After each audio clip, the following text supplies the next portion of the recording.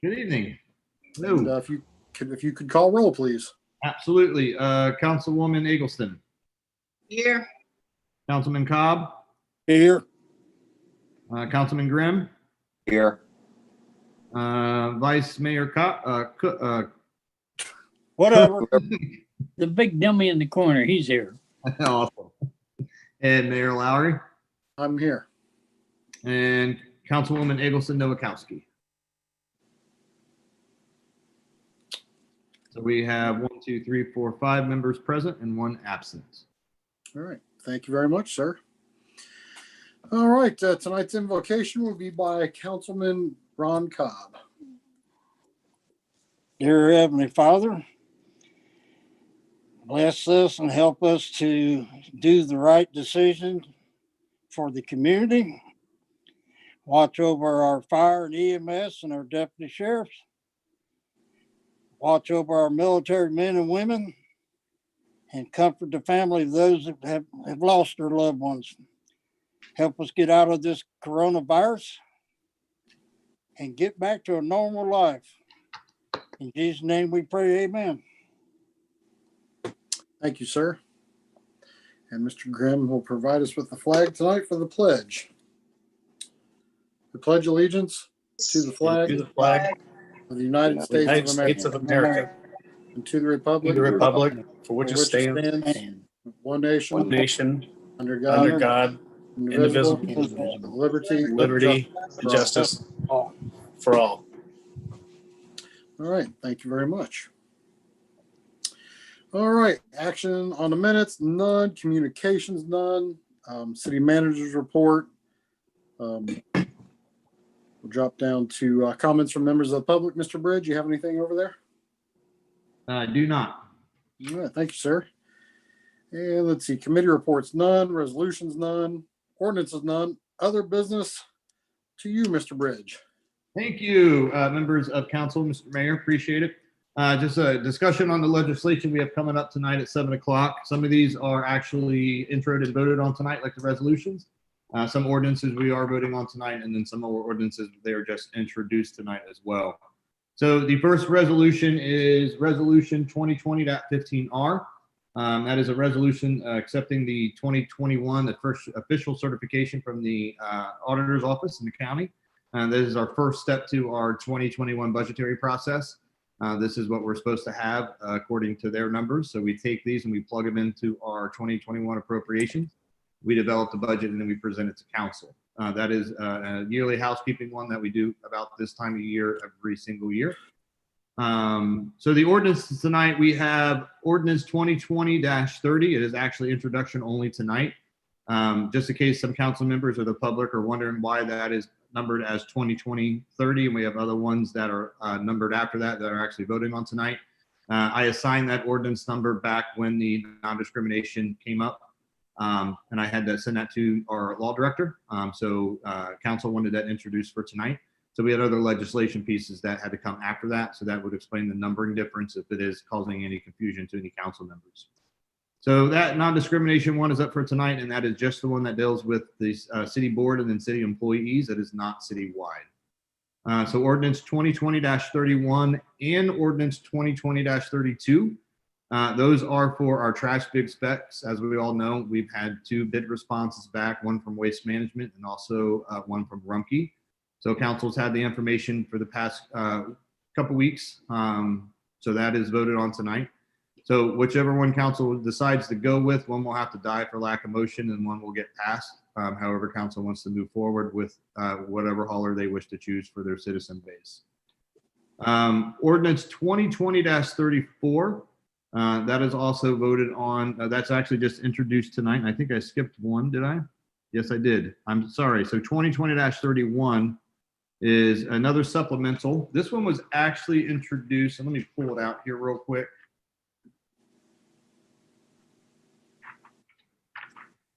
And I'm still working on a map to give the council with all our finance stuff. It's just a lot of information we're trying to streamline into one cohesive document that's understandable to the layman term. So that is still on the agenda to get out to council. But Colleen, our new finance director, had noticed some things she brought to my attention. So this is ordinance 2020-31. It has a nice box at the bottom of it. I just kind of want to go through these line item by line item so council has an understanding of what these are. So what we found out when Colleen and myself took a look at the budget that Debbie, our former finance director had construed for all of us to look at and operate on, there are some things that was under budgetized. And there, quite frankly, some of these things too. Any point in time of the year, we may have an employee who added a child to their health insurance, or they would happen to get married. So we didn't budget for that at the beginning of the year because we didn't know. And then, so anytime you see any kind of increase in insurance, it's more than likely someone had added someone to their plan. In this particular case, though, it was just strictly under budgeted for the year. So we have to actually put some more money in to cover the health insurance. The only one that is new is the very first one, and it's $15,000 for new employee health insurance, and that is for Ms. Harris. Debbie did not take our insurance. Ms. Harris will be taking some of our insurance for her and her spouse. So we did not account for that because our former finance director did not take the insurance at all.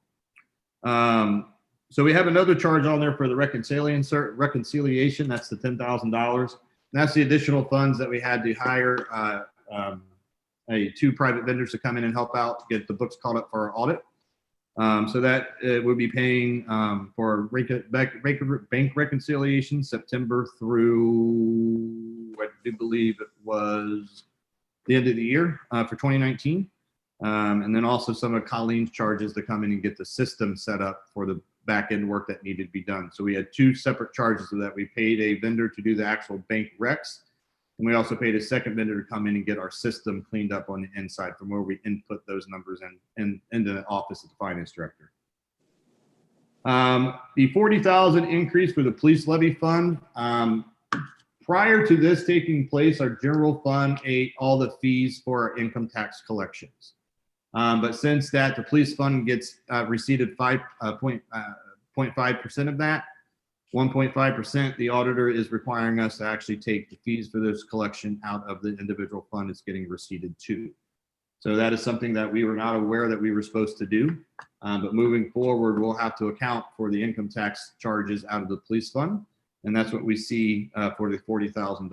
So it's a wash overall for the city, because if we're taking the 40 and putting into the cops, that means we're going to put 40 less out from the general fund. So it's not like we're paying 40 on top of everything. It's just we're splitting those charges out to the appropriate funds to where the money gets received. Any questions on those funds before I go on to the water fund? Council, any questions? So the 40,000 is just bookkeeping. Yes, it's for the fees they charge to collect. Normally we take it all out of the general fund, but since the police levy fund does receipt some of that money, we need to start charging that fund for those fees. Okay. Yeah. But again, I want to reiterate, it's not an additional charge. We're just moving it from one account like the general fund would pay it before. So if we're increasing the appropriations in the police fund to pay that 40, the appropriations would be decreased in the general fund because another department is paying for that. Does that make sense? Will that affect our ability to provide police protection? Down the road, we may have to look at some things. I don't think in any immediate future, but it's definitely something we'll have to definitely budget for next year and the years after and see where we get with it. Because if the case may be, is we can always supplement the police fund from the general fund, and that's totally acceptable. So yeah, if we need another cop, we'll just pay for it out of the general fund. But as the income tax collection goes up, that just further puts a pad on that particular fund. Am I good to go forward to the water funds? I believe so. Any other questions, council? All right, to you, sir. Awesome.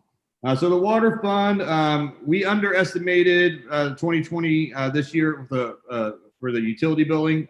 The water fund is actually covering the cost for the water and wastewater fund this year. The wastewater fund is too low, so we're just going to have the water fund cover it. We'll see how we're going to fix that in next year's appropriations, but the supplies for all that kind of stuff, it was underestimated in the 2020 appropriations. We should have increased it because of the increased billing that we did. And the outsourced billing didn't cost us all that much. We just underestimated how much it was cost at the beginning of the year. But again, it's $10,000 for both It's 10,000 total for both departments. The water fund will be covering it this year just because the wastewater fund is really, really thin. The debt payment, this is where it gets interesting. The debt payment for the meter project, the $14,964, was not budgeted at all. Even though years past we had paid that, it was not for some reason accounted for in our 2020 appropriations. And that is also the same for the $108,624. Our former finance director did not make a second payment for our wastewater plant that we, I think it was how many years ago that they expanded that and built a new one. But unfortunately, that was not paid at the end of last year. So last year, when we saw the water fund have a healthy balance, we now know why we had an extra $108,000 into it. It's an unfortunate sequence of events with how these allocations in the water fund went, because it's a pretty standard repayment term that we do twice a year. For some reason, it was not appropriated and paid for out of those funds. So it's unfortunate, but we'll definitely have to make that payment up. So we actually have to make 3 payments this year. We have to make one that was past due and the 2 that are due this year.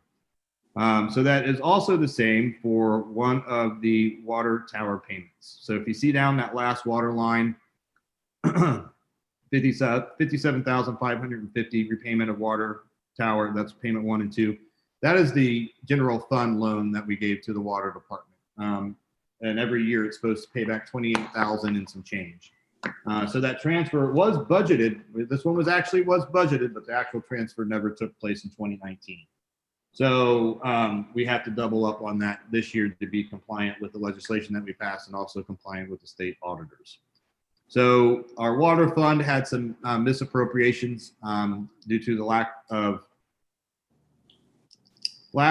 experience within our finance department there for a couple years. But definitely noted that moving forward, now that we have a finance director that has the history of New Carlisle, that understands our software systems, this definitely will not be happening again. This is something that at the end of the day, council, we all know this is my responsibility.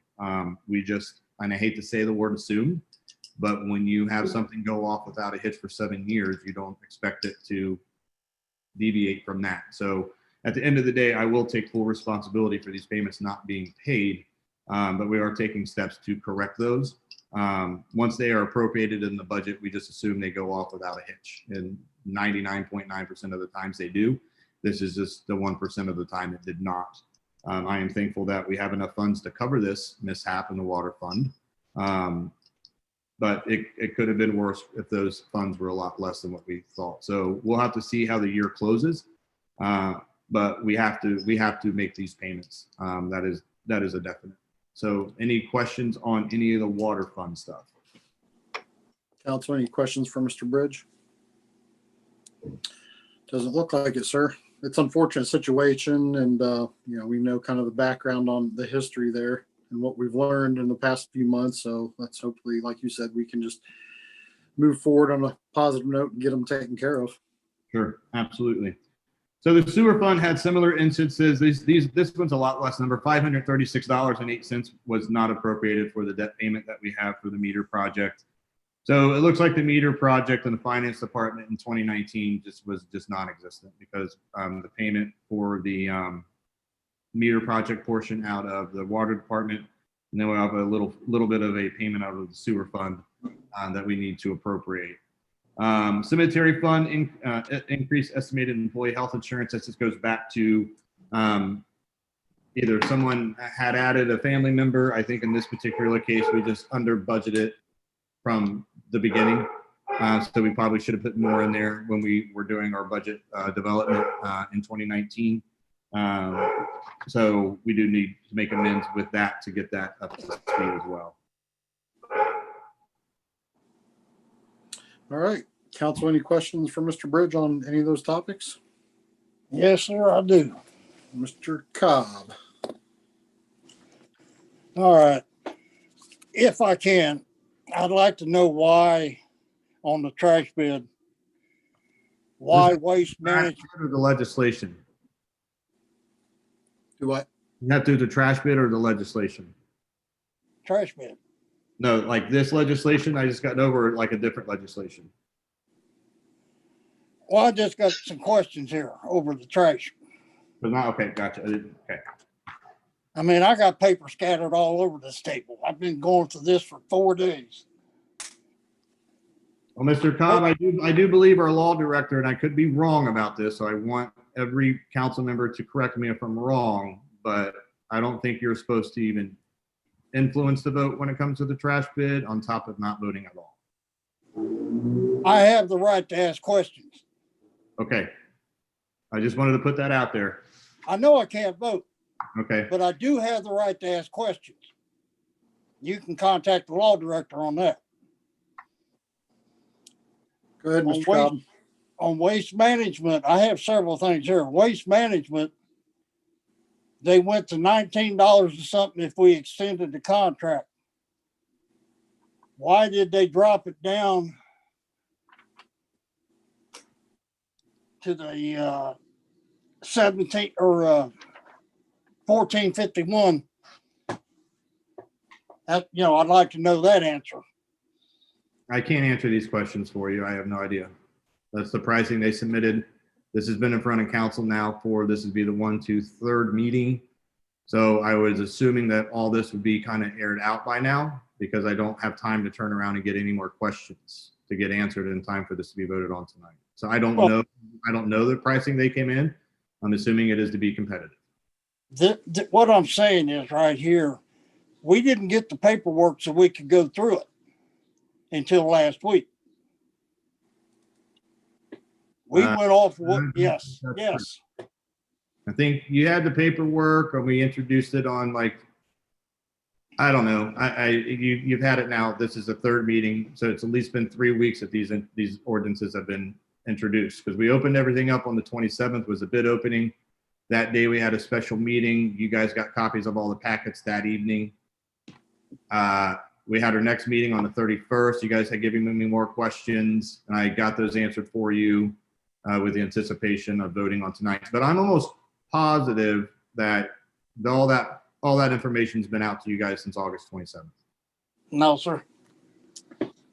But anyhow, Any council members want to back me up on that? Do you guys know when I sent you that stuff? Because it was relatively soon after the bid opening. So that was Well, I mean, quality of the scan. yeah, I mean, we've had it for a good while. I mean, long enough that we could have at least called you with the question prior to tonight, for sure. well, these are things that we've got to look at. I don't know what to tell you. I mean, certain people on the council have a history of doing this, whereas we sit on things for 3 or 4 weeks. We have all the questions answered, and when it comes to vote, seems like there's more questions and it just delays. I don't know if we have, and respectfully speaking to everyone, I don't know if we have time to delay the vote because this contract ends December 1. So if we delay it to the 21st, then that's another 2 weeks and then 15 days on top of that for it to become effective. And that'll put it close to the mid-October range. Yeah, I mean, I don't see a reason why to delay it. I mean, we've had the info. I mean, I haven't gotten any calls from anybody that had any other questions that needed answered prior to. Ms. Eggleston? I'm showing we've had it since the 27th. That's 2 weeks. Good amount of time. I didn't get where I could get downloaded until last week. Well, Mr. Cobb, all due respect, but you can't vote anyway. And I Have the right to ask questions, Mr. City Manager. Well, I understand that, but I think, I'm not trying to cause anything, but I think that when Jake gave that legal opinion, that he even said that you can't vote nor influence the decision on that vote. So I just want to make sure that we're all aware of what the stipulations are, because you have a family member who works for Rumpke. That's it. I'm not trying to stipulate nothing anywhere. I got questions on these contracts. And I have that right to ask that question.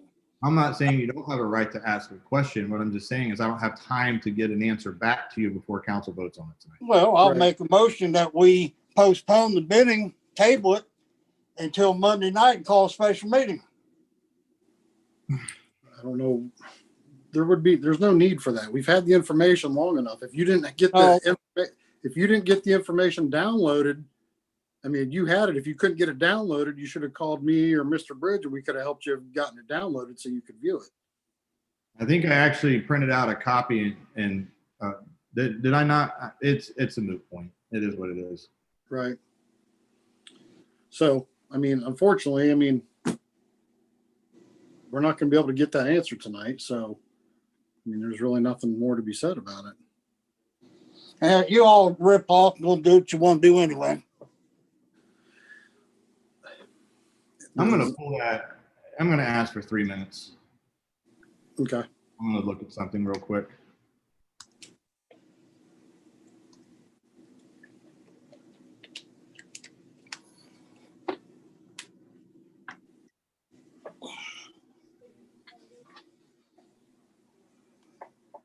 I'll have to look. I'll have to find it later what I was looking for. But anyway, sorry. All right. I would Does anybody ask, else- I would ask for some clarification on his question.